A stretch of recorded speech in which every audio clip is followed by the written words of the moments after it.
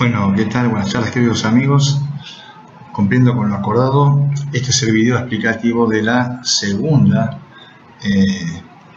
conferencia compartida de conocimientos que hacemos a través de la Escuela de Coaching Científico.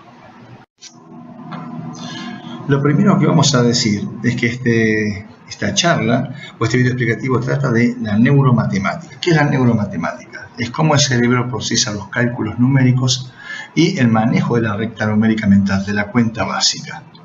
Siempre se dijo que los animales y el ser humano poseían ciertas cualidades innatas o genéticas para poder manejar números o hacer cálculos básicos.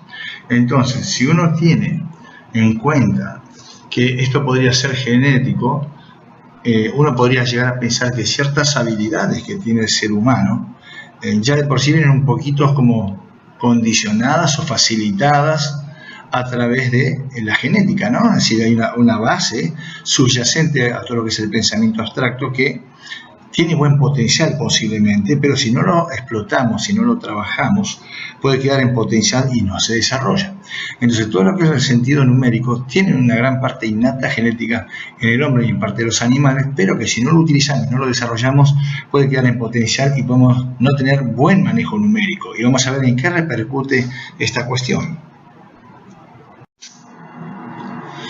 Uno de los primeros descubrimientos más fuertes que se hizo es que los bebés alcanzan a contar entre 1 y 2 unidades, a veces un poquito más de acuerdo a la cantidad de meses que tengan. Entonces, ¿qué quiere decir? Que son capaces, los seres humanos ya desde muy pequeños, de poder distinguir cantidades. ¿Y esto qué significa? Por ejemplo, miren ustedes el ensayo de estimulación prenatal que se hizo hace muchísimos años atrás en Venezuela, ¿no? La doctora Manrique. Habían colocado a personas embarazadas, a mujeres de a una por vez en una habitación acústica donde había un montón de voces grabadas con ciertos mensajes, entre los cuales estaban las voces de mamá, papá, y si había un hermanito, o la tercera persona que más le hablaba en la panza, que a veces puede ser un abuelo o algo así. Entonces, ¿qué pasa? Las mujeres embarazadas, acostadas de a una en una pieza acústica, escuchaban las grabaciones mezcladas y había un monitor de latidos del corazón. Entonces, ¿qué pasaba? Cuando escuchaban los bebés las voces que eran desconocidas, el latido del corazón se mantenía constante. Tutum, tutum, tutum, tutum, tutum. Cuando escuchaban el de papá, de mamá o de la tercera voz que le hablaba a la panza, se aceleraba. Tutum, tutum, tutum, tutum. Aparecía otro latido y tutum, tutum, se regulaba. Con lo cual ya comenzaron a darse cuenta que dentro del vientre materno ya distingue 2 o 3 timbres de voz los bebés antes de nacer. De ahí que muchas veces uno dice, mira, yo le ponía música en la panza. Es verdad, la música más estudiada que da efecto en los bebés y permite desarrollar una buena estimulación prenatal o postnatal en los primeros meses es la música de Mozart. Muchos dicen, yo le pongo rock y veo que se mueve. Claro, lo que pasa es que cuando uno le pone rock, calcule, si a nivel normal a las personas a veces nos molesta escuchar el rock fuerte, calculen ustedes bajo agua, donde la longitud de onda del sonido se hace más larga y varía el tono a ser más grave. Un ruido así que retumbe sus oídos los pondría mal. Por eso los bebés patean, no es porque están contentos, sino que están escuchando distorsiones auditivas debajo del agua. Pero ¿a qué venía esto? Esto venía a que ya desde chicos los números ya los empezamos a manejar y a reconocer. Por lo tanto, hay habilidad numérica desde chicos. Nacemos con la misma habilidad. Después, con el largo de los años, del pasar, aquellos que sigan materias a través de la matemática les resulte más fácil o la estimulen, serán mejores. Y luego, aquellos que no seremos tan buenos para estas cuestiones. Acá hay algo que yo lo propuse hace muchos años en un congreso y nadie lo pudo refutar y le encontraron muchísimo sentido. Stanislas Dehaene, que es el principal investigador científico de neuromatemática en el mundo, fue una persona que dijo, ok, el cerebro, los chicos cuando aprenden a contar, aprenden la recta numérica mental. ¿Qué quiere decir? Agarran a un chiquito muy pequeñito de 3 o 4 años, está 1, 2, 3, y la madre dice, sabe contar, pero si ustedes le dicen, a ver, queridito, después del 6, ¿qué número viene? El chiquito empieza, ¿qué quiere decir? No se da cuenta qué número sigue después. Esto se estaba repitiendo una secuencia de memoria. ¿Cuándo aprende a contar una persona? Cuando sabe qué posición ocupa en la recta numérica mental cada número. Y cuando esto pasa, ¿qué es lo que ocurre? Nace la capacidad de poder comparar. qué número va antes y qué número va después. Y si a estos números les llamamos ponderaciones a distintas opciones para decidir, comenzamos a priorizar y a ponderar. Entonces debemos tener algo muy claro. Cuando uno comienza a manejar bien los números desde chico, comienza a desarrollarse una capacidad de comparación y de asociación que va mejorando cada vez más con el uso. Y no solamente eso. Cuando todos toman decisiones bajo el sentido común, se llama sentido común cuando uno toma decisiones que están dentro de los parámetros normales aceptados por la sociedad en donde uno vive para poder aplicarse. Entonces, ¿qué quiere decir?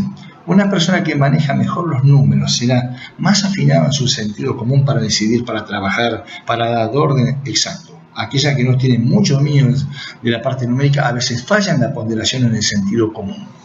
Si ustedes ven el cerebro que está a la izquierda, en negro, bueno, el mismo cerebro, pero a la derecha tiene una lucecita en el lóbulo frontal y a la izquierda no.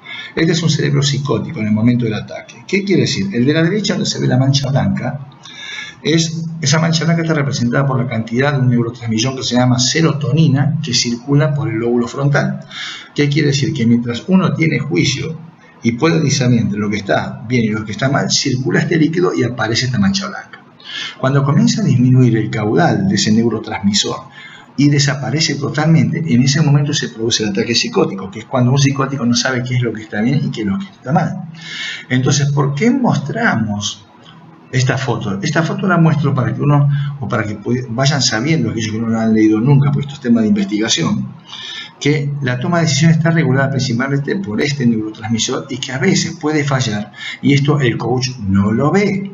Puede tener alguna falencia o tomar medicamento de coaching por alguna cuestión de esta y no lo puede ver. Entonces, constantemente o se repiten las fallas en las decisiones, con lo cual uno dice, no pone voluntad, no pone ganas para hacer, decide mal, y a veces no está ni en nuestras manos, ni en la mano de la organización, ni siquiera en la mano del propio coaching. Puede haber ciertos problemas que no manejamos, ¿tá? Entonces, por eso es bueno cuando uno ve ciertas actitudes que no son normales al responder, o piden que uno le repita mucho, o no entendí la pregunta y era muy sencilla la respuesta y la pide que la repitamos. A veces es bueno aconsejarlo, mira, veo que repetiste 2 o 3 veces la misma cosa, estás un poquito estresado, te haría bien buscar ayuda para bajar un poco del estrés, o hacer yoga, consultar con un doctor. Es bueno sugerirlo, eso no le va a hacer mal, pero uno ya va detectando que hay ciertas limitaciones. Por otro lado, las emociones también. ¿Qué pasa? Cuando uno está mal emocionalmente, la tensión nerviosa hace que uno a veces pierda claridad de pensamiento. Esto pasa mucho en los coachees emocionales, muy emocionales. Entonces, cualquier baja o cualquier variación negativa en las emociones hace que caiga su rendimiento en el trabajo y su efectividad en las relaciones familiares. No tanto así en las personas que son más pragmáticas o analíticas, que no son tan emocionales. Por lo tanto, lo pueden dominar mejor y al ser números, ellos se enfocan en eso, que es lo que les gusta, bien objetivo, y descuidan un poco la parte emocional. Cuando usted dice, bueno, a ver, ¿cómo estimas las cifras? ¿Cómo puedo detectar si un coachee verdaderamente tiene habilidad numérica para estimar riesgos y negocios? Esto es muy sencillo y es muy fácil. Hagan en una hoja y marquen una línea recta, el número 1 al comienzo, el 100 al final, o en una pizarra. Agarran un pedazo de papel, le colocan cualquier número que ustedes quieran, 67, 38, y agarran, se lo dan al coachee y le dicen, por favor, pasa la pizarra y quiero que me ubiques este papel donde iría en la posición de la recta. Ustedes van a ver personas que empiezan desde el 1, van recorriendo la línea y dicen 10, 20, 30, estaría por acá, y la colocan. Y hay otros que directamente miran la recta y van directo y lo ponen en una parte de la recta. La primera persona no tiene tanta estimación de cifras, tuvo que ir secuencialmente buscando, quiere decir que no es muy hábil numéricamente y sus estimaciones no van a ser correctas, ni en negocios ni en riesgos. Ahora, la otra cuestión, ¿cuál es? La segunda sí, estimó la zona y fue directamente. Esta persona tiene mayor habilidad numérica y es mucho más rápida para estimar en tiempo y en forma, ¿tá? Entonces, uno con pequeños ejemplos y juegos puede detectar muy bien lo que está oculto, inclusive que no sale ni siquiera en los test a veces, ¿no? Por último, hicimos los cálculos y la autoestima. ¿Qué tienen que ver?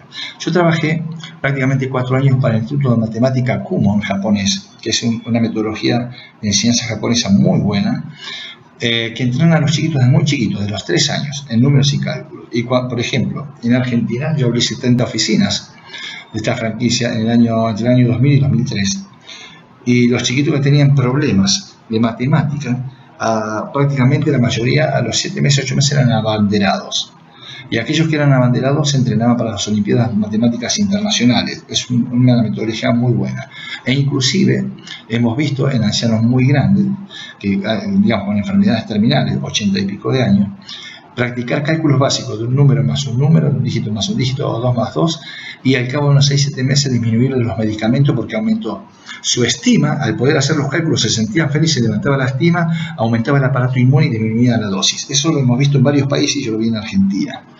El principal investigador de este digamos, método, que fue auspiciado por la UNESCO, está considerado el mejor método de matemática del mundo, tiene más de 50 años y se utiliza en más de 43 países, estudia hasta el doctorado en matemática en Japón, que fue el doctor Ryuta Kawajima, que era el primero que vieron en la primera diapositiva a la derecha, un señor japonés. Ryuta Kawajima, la UNESCO lo apoyó para que haga el estudio cerebral de los cambios que realmente producía esta metodología.